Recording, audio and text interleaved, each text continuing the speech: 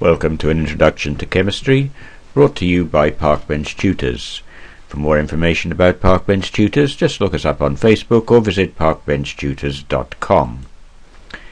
In this short podcast, we're going to take a look at chemistry, and it will be the mole concept, and this is a continuation of the work that we did on the mole concept in part 1. So we're looking largely at calculations. Let's consider gas volumes. Now, gas volumes alter according to temperature and pressure. So if we're going to measure gas volumes, then we need a standard, and so we use a standard temperature and pressure, which is 273 degrees Kelvin and 101.3 kilopascals for the pressure.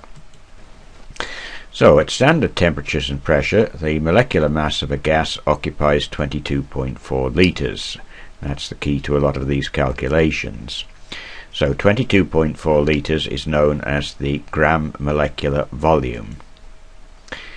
In this case, we also need a second law, which is Gay-Lussac's law, which says that for a reaction with gases, the volumes of the reactants and the volumes of the products, that's the gaseous reactants and the gaseous products, are in a ratio as a whole number.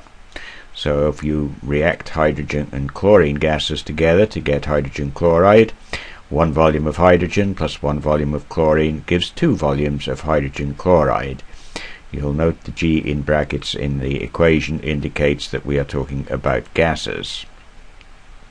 Avogadro's law states that equal volumes of gases under the same conditions of temperature and pressure will contain equal numbers of molecules. So if we get 32 grams of oxygen molecules at STP, which will take up 22.4 litres, and 2 grams of hydrogen molecules at STP occupying 22.4 litres, then there will be the same number of molecules of oxygen as there are of hydrogen. Okay, let's just look at a couple of these calculations. How many grams of chlorine gas molecules occupy 22.4 litres, and the same thing for sulfur dioxide. So the chlorine first. Given the atomic mass of chlorine is 35.5 and that a chlorine molecule contains 2 atoms, there's going to be 2 times 35.5, which will be 70 grams of chlorine occupying 22.4 litres. And for sulfur dioxide, sulfur atomic mass 32, oxygen atomic mass 16. Formula for the gas is SO2, so there'll be 32 plus 2 times 16, that means 64 grams of sulfur dioxide occupies 22.4 litres. The density of a gas is the number of grams per litre, and of course because it's a gas we need to have a standard, so it will be at STP, the standard temperature and pressure. So density of a gas then the number of grams per litre. So if we look at a worked example here, we have the density of a gas is 1.8 grams per litre. What's the molar mass?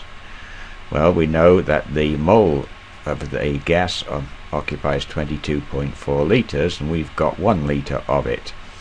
So 1 litre has 1.8 grams, 22.4 litres will have 22.4 times 1.8 grams, so the molar mass will be 40.32 grams.